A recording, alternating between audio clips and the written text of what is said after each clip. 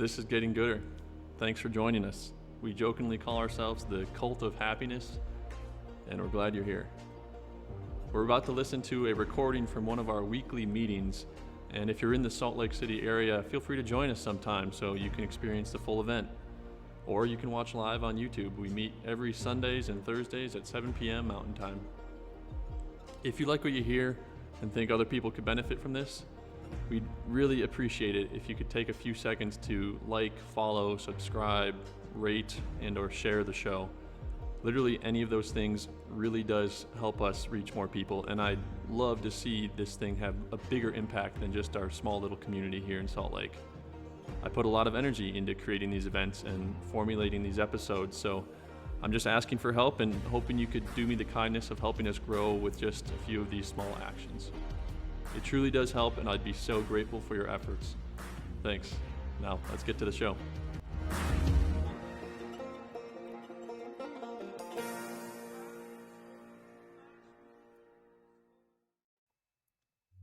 What's good, everybody? Today, we're going to talk about the single most impactful philosophy to adopt into your life for the most long-term benefit for your health, your happiness, literally whatever. This concept is called embracing discomfort. And when I say embrace discomfort, I don't just mean embrace pain, though sometimes I do suggest to lean into pain in my office, in my clinic, because it's helpful to rehab from injuries, to lean into the pain a little bit. But I don't just mean that. I mean discomfort, and that's different from pain, even though we often conflate those two. Discomfort we often think of as pain because it doesn't feel good, but pain is a whole different bear, a whole different animal that we could go down a rabbit hole on, and I might do a series on that eventually. But I'm talking about discomfort, like little, not even aches, but little discomforts both in your brain and your body that can also be confirmed as stress or embracing stress. So when I say discomfort, I mean something along the lines of embracing stress.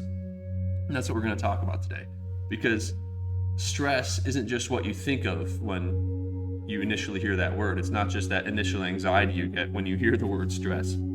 Stress is literally anything that can cause tension or strain or discomfort in your body and mind. Even something like gravity is a stressor. Why? Because without gravity, our bones would literally be brittle and would break with a small hit from like my hand hitting my wrist right now. Without gravity, we wouldn't need to build strong bones to resist the forces of gravity that are pushing down on us. So that tension, that strain that's caused by gravity, it allows our bones to strengthen. It's good for us in that way. Same way that a tree stands upright. Without gravity, a tree might be completely sideways or grow along the ground, maybe like a vine. But the gravity from a tree that imposed on a tree helps it to grow strong. It gives it the resistance to grow against it and build strong trunks and cellulose and all the things that make trees strong and stable. So anything can be a stressor. It doesn't just have to be what you think about, that psychological stress.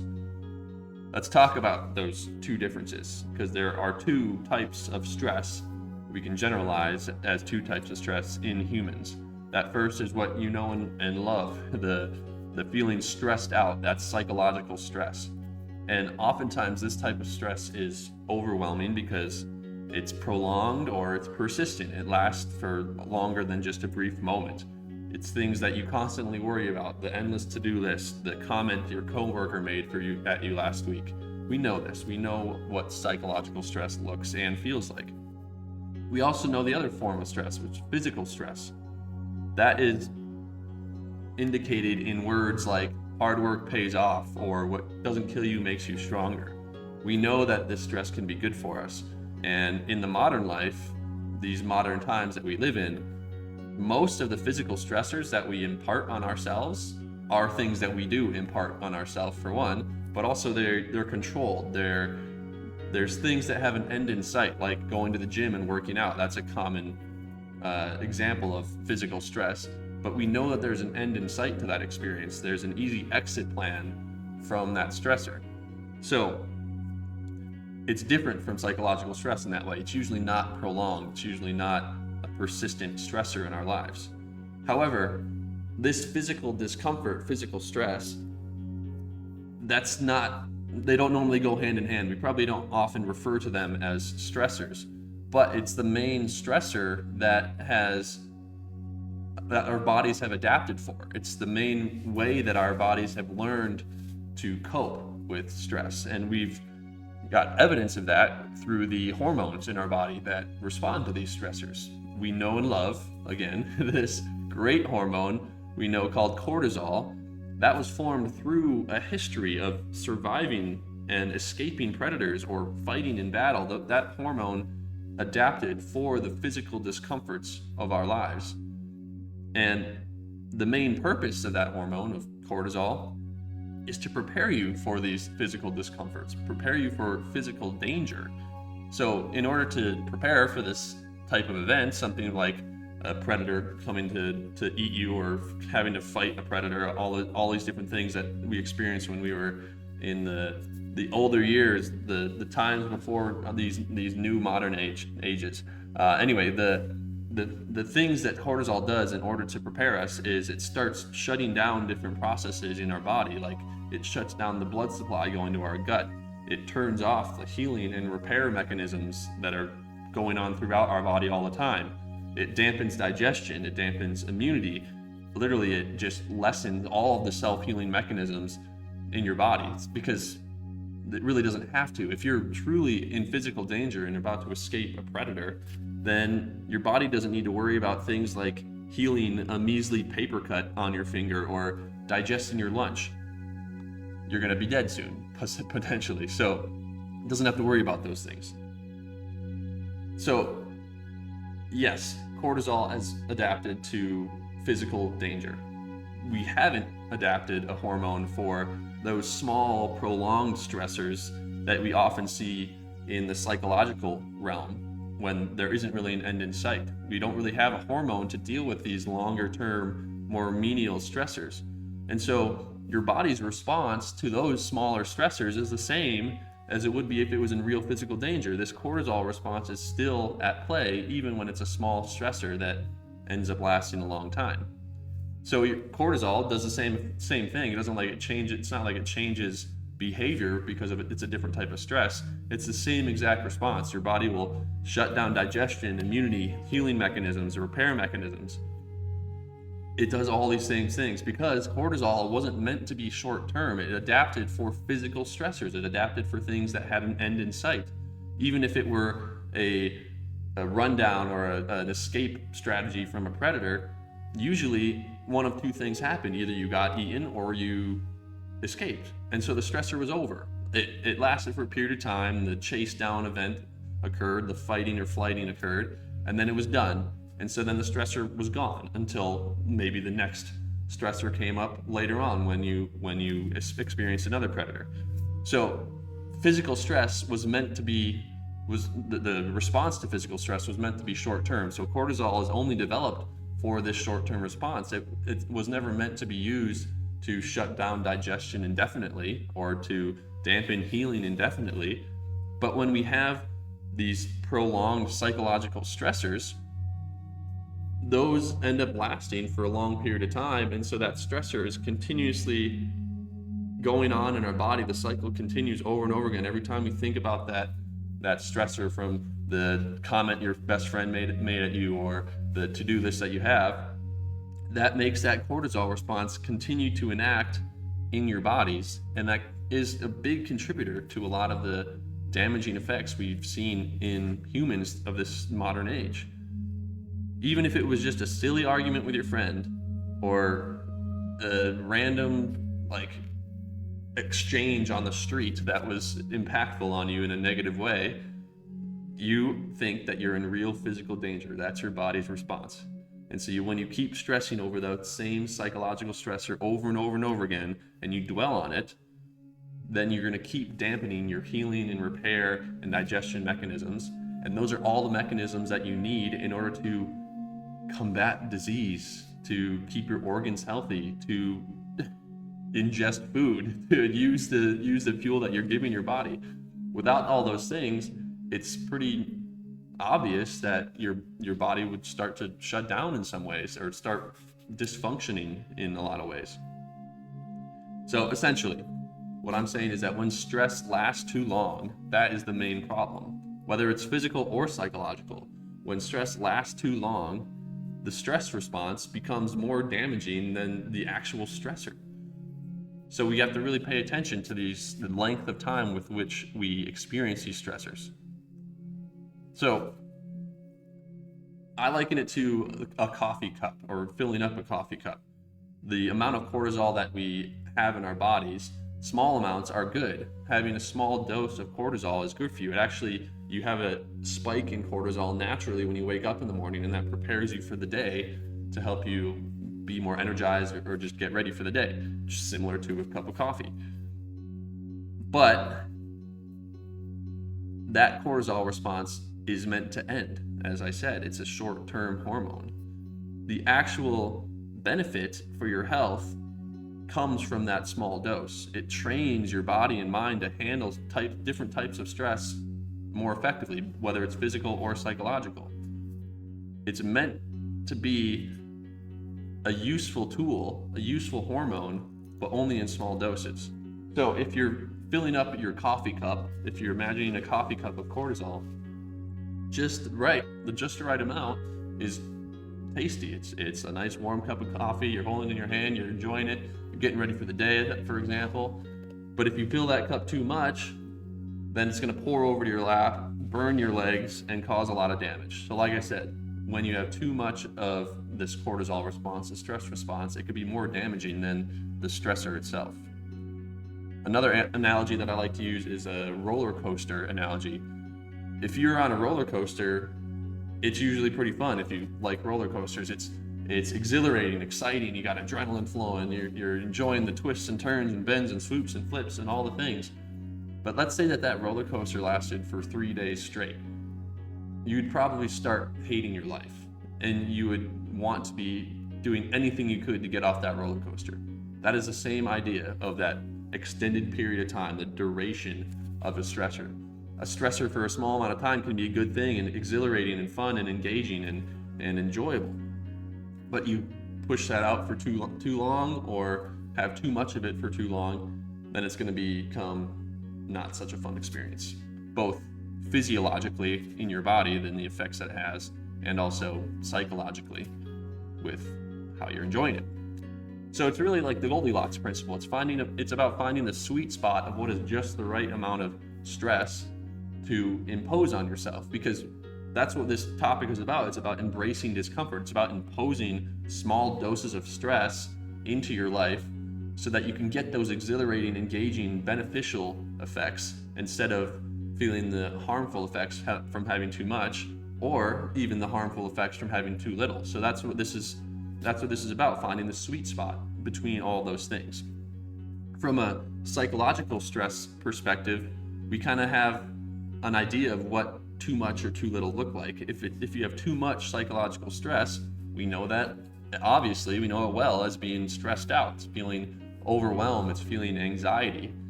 But also on the flip side, having too little stress is a very real thing. It's when we feel bored, it's when we feel unmotivated, maybe even at work. Not if you don't have enough psychological stress, if we're not stressing our brains well enough or testing them or making them challenged, then we might feel unmotivated at work or in our afterlife, so that we just like are only sitting around watching TV all day long rather than engaging in something that's productive and valuable and energizing. Just the right amount of stress psychologically is just that. It's that motivated, learning, productive growth mindset. It's the flow state, as you've heard of before. It's when you just get lost in a subject because it's just challenging enough. You need to have some challenge in order to be pushed to be engaged and be curious and pursuing something, but you don't want to be challenged too much. So it's that just the right amount. It gives us a good psychological state and puts us in that state of flow, or in that general state of feeling productive and motivated and growing.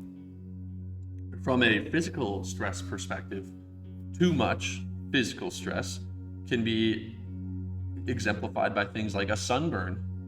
The sun, just like gravity, the sun is also a stressor on your body, and too much of it, too much sun, can create damage through killing your skin cells, which is what sunburn is. It's damaging the skin cells on the surface of your skin. Too little sun, and I don't know, there's not really a negative effect necessarily, except for something like vitamin D, which is a really useful hormone, but also just the right amount of sun can give you a nice bronzing, a nice tan, or whatever you might be looking for in that regard. But that's an example of too much stress. Also, the more common one that we've thought about before is injury or pain from overuse.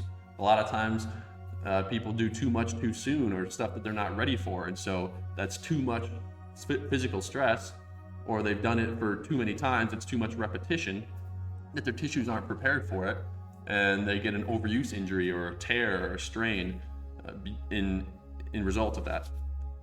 On the other hand, too little physical stress can produce things like muscle wasting, where you're literally like, it's sarcopenia. When you get older, it's when your muscles literally start to shrink and die, more or less, because you're not using them as much and not eating as much protein. That could also become weakness, just general weakness from misuse or underuse. And it could also affect you mentally in making you feel tired and sad. Not enough physical stress can have a very dramatic effect on mental health. On the other hand, just the right amount of physical stress, we know this as being like the athletes that we see in the world, or just for people that are performing physical feats. They are progressing in their strength. They're performing at their top of their game. They look the ideal weight. They have the ideal physique. Whatever it is you're going for from a physical perspective, just right is something that we kind of know intuitively what just the right amount looks and feels like. Now, in these modern times, these modern days, we have a tendency to have too little, not enough discomfort in our lives. And I don't just mean that physical side of things, like there's this huge epidemic of exercise. Actually, we're the most exercise country, most exercise like community as a whole, the whole world, than there's ever been before. So we don't really have a problem of not enough exercise. But I mean that in these modern times, we have a problem where we have too much comfort in our lives. We can pretty much stay in some form of climate-controlled box for our entire lives. We can go from our house box to our work box to the restaurant box to the gymnasium box, which is actually called a box in the CrossFit circles. And then we use our movable box, our rolling metal box, to get to all those different boxes in our lives. So we need more variability in our lives. And you get that variability with discomfort, with the embracing of discomfort. Because it's true, I'm not mistaken that we're not going to enjoy discomfort ever. That's never going to be part of the human condition unless you have like a little bit something off, right? So we're always going to be naturally adapting to the discomfort. That's the whole point of humanity, of life, is to adapt. If you're not adapting, you're not growing. If you're not adapting, you're not living longer. The animals that adapt are the ones that survive. When environments change, you have to be able to adapt if you expect to get any sort of result, any sort of existence afterwards. So even in this modern day, all the inventions, all the products that are popping up or that have popped up throughout the last 50 years of the industrial age, most of them have been to make our lives more comfortable and more convenient. So we're essentially eliminating the need to adapt. And I think that's why we are such a sick population as a whole. And this is kind of a dumb example, but there is absolutely no reason why I would benefit from having like an electric can opener open the can for me, rather than taking the extra 3 seconds to twist the damn crank myself. My brother-in-law has one of these, and that's what made me think of it, because I'm like, what the heck has this world come to? To need a can opener to open our own cans for us. That is the epitome of embracing convenience and comfort at the expense of embracing discomfort, which is much more useful in our lives. So for the sake of your long-term health and your long-term happiness, and maybe even your bank account, because you won't have to buy all these comfort products that are being produced on a frequent basis, we should be building, instead of doing all those things, instead of like buying the things and leaning into the comfortable lives that society and capitalism wants us to have, we should be leaning into discomfort. And we should be building more discomfort into our lives even. I want you to accept and embrace some of the physical discomforts of life, because I think that that's going to build and pay dividends on your mental health, and not just your physical health. It'll pay off in the long run, more than just the immediate, but also for the future. By embracing these small, controlled doses of both physical and mental stress. But let's talk about physical right now. If you embrace the physical, you're not only going to train your body and mind in a physical way, but you're also going to train it to manage physical stressors, or psychological stressors, just by simply leaning into these physical things, which are more easily accessible to embrace. You can train your psychological mind to handle stressors more appropriately. And so you won't be victim to them lasting forever and being this like persistent stressor on your life. You can use physical stress to train your mind to not let psychological stress last so long. It's because psychological stress is so impactful psychological stress is so impactful because it usually feels overwhelming. You don't feel in control when you have psychological stress.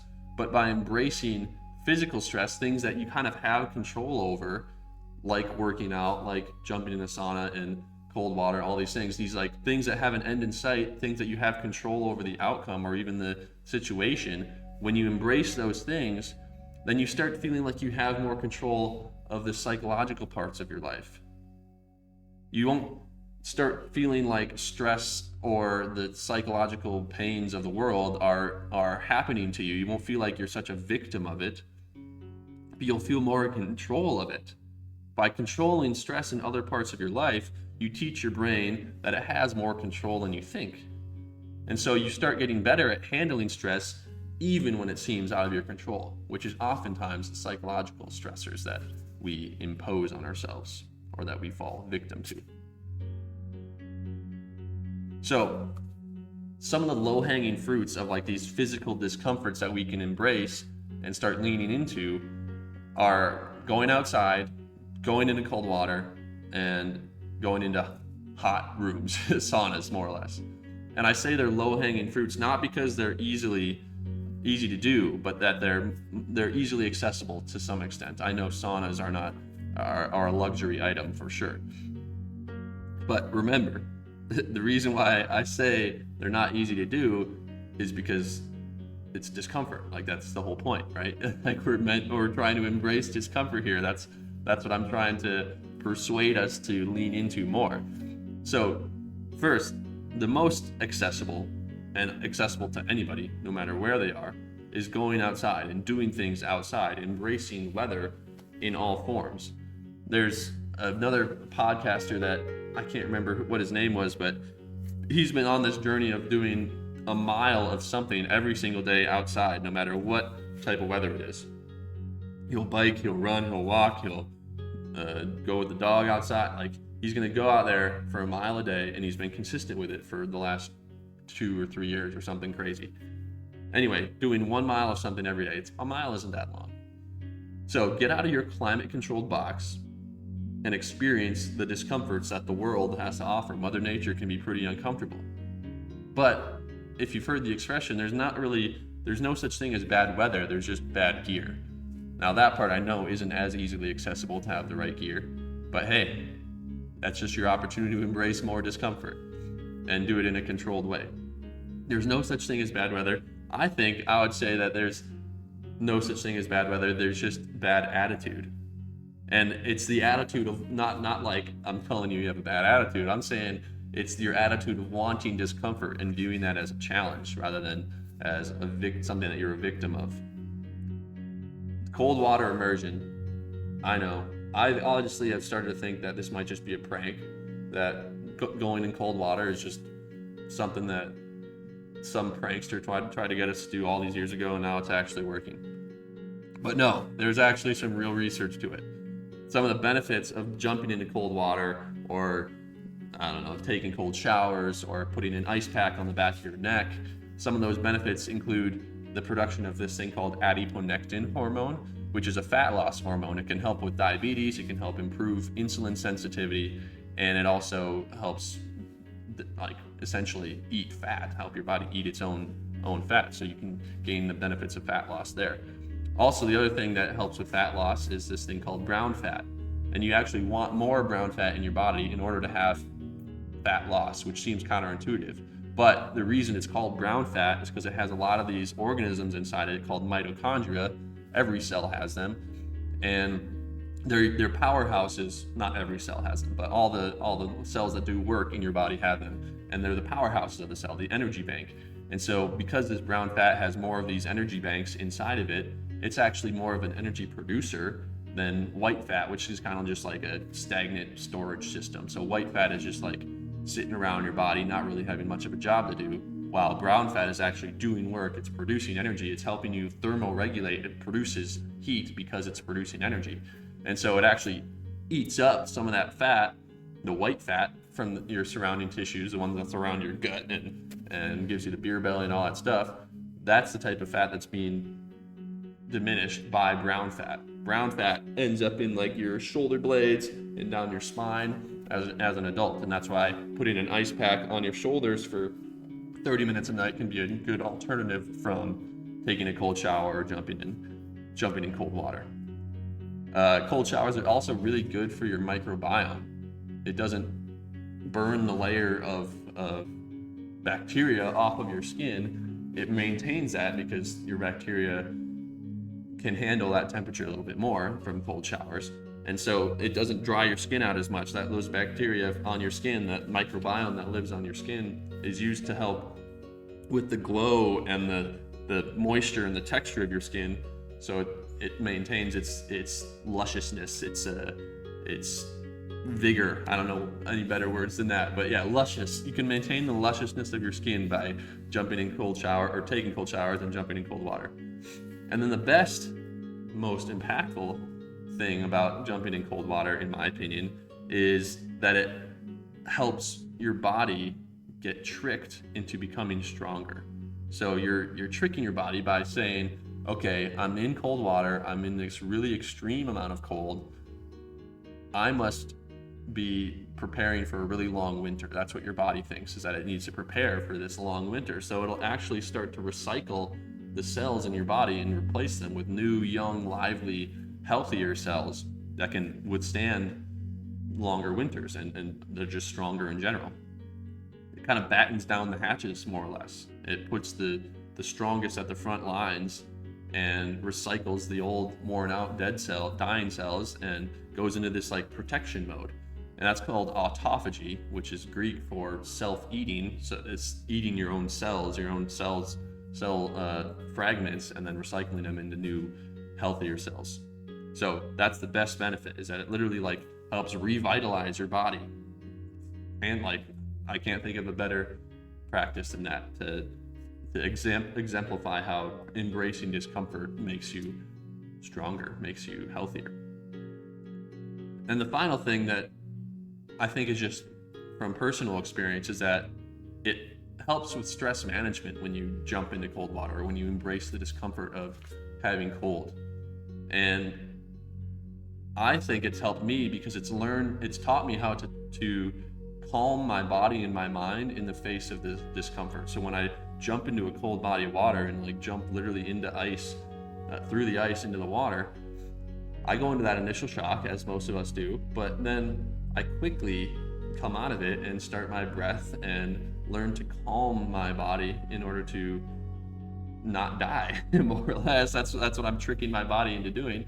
So I'm calming my body, which in turn calms my mind, and then that helps me in other scenarios to remain calm and not be so heightened by psychological stressors or things that happen in my daily life that aren't really physical danger.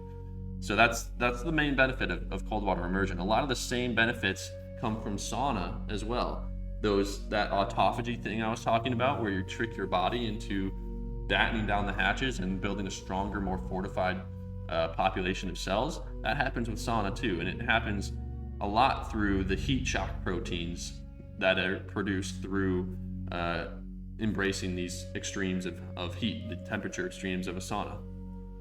It's doing the same thing, but in reverse, right? It's tricking your body to think that it's a long, scorching summer is underway, and so it has to prepare for that stressor. And so it battens down the hatches, it produces and it recycles and grows new tissue and produces healthier, livelier cells. Those heat shock proteins also help with things like Alzheimer's and other neurodegenerative diseases like MS and Parkinson's and things like that. The other thing that sauna helps with is that it produces growth hormone in your body. So if you go in a sauna after a workout, you'll actually see more strength and muscle gains and more muscle hypertrophy, because the sauna helps to produce more growth hormone in your body. And finally, the last two things sauna does is that it helps stimulate your immune system by producing this interleukin 6, not a hormone, it's a protein more or less, in your immune system. And so that's like an inflammatory chemical, but it's an inflammatory in a good way, right? It's when the inflammation is used to heal our body from like a sprained ankle. It's that same type of thing. Too much of it can be a problem still. That's the issue with inflammation, but interleukin 6 is usually seen when there's a healing mechanism going on. And so it stimulates your immune system, stimulates the healing process so that you can heal faster. And the last one is that it enhances detox. And simply sweating is one of our main detox systems, our main pathways for detoxifying our bodies. And saunas make you sweat quite a bit. That's the whole point, basically. That was what it was initially touted for, is its detox capacity. So we kind of know those already. So when you embrace discomfort in the ways that I just described, and in other ways, it won't always be easy to see immediate results or the immediate effects of some of the stressors that you're imposing on yourself. Sometimes you'll know pretty easily when you've overdone it, like you won't feel energized or you won't feel good about life afterwards. That's a pretty good gauge of how it's working or not working. But you also might feel that way if you weren't pushing yourself enough. So you might feel that boredom or lack of energy. You won't feel good about it if you didn't push yourself enough. And so it's kind of hard to gauge sometimes whether you have found the sweet spot. So simply put, I just suggest that you reflect on how something feels afterwards. Push yourself into that discomfort zone and make it suck in the moment, but then afterwards pay attention to how you feel. Write it down. How does your body and mind feel immediately and a day or two later after you've embraced discomfort in some way, usually in that physical way? Reflect on it, track it, do something to look retrospectively to compare how you feel or how your body is responding to what you did. And be a little scientific about it. Have a bit of a scientific mind of tracking and managing how you're feeling based on the thing that you did, and compare the two over time. If that's not worth your time to do all that tracking and managing, then as a general rule, as a heuristic for how to live your life, I'd just say lean into the discomfort. Embrace it. That's what the whole title of this presentation's about, is to just embrace discomfort. See how much it doesn't suck when you do embrace discomfort in this way. Sometimes it will, but most of the times I think you'll surprise yourself. And whatever it is, self-impose a small dose of stressor and just keep leaning in. Make it controlled.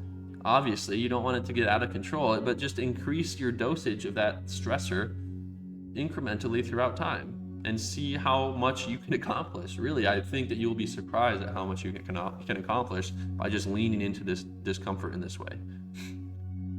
I want you to change your perspective essentially of demanding tasks. Instead of being a victim of those tasks or experiencing life as threatening, I want you to view it as a challenge, as something to overcome, something that you have the ability to overcome. And that's also a benefit of doing these small incremental doses of stressors, is to give you the confidence that you can overcome, that you can defeat challenges. And then soon they'll get bigger and bigger and bigger, and soon no challenge will be too great for you. That is one of the other main psychological benefits of embracing physical stress. Because by doing so, you're not just a victim of stress like the old self would say, but you're a master of it. Literally, it's one of the best mindset shifts for your success in every aspect of your life. So I urge you to try it. The next time you feel a little uncomfortable, how will you embrace the challenge? How will you lean in? I'll be excited to hear your results. Until then, go out there and get it. See you next time. Go get gooder.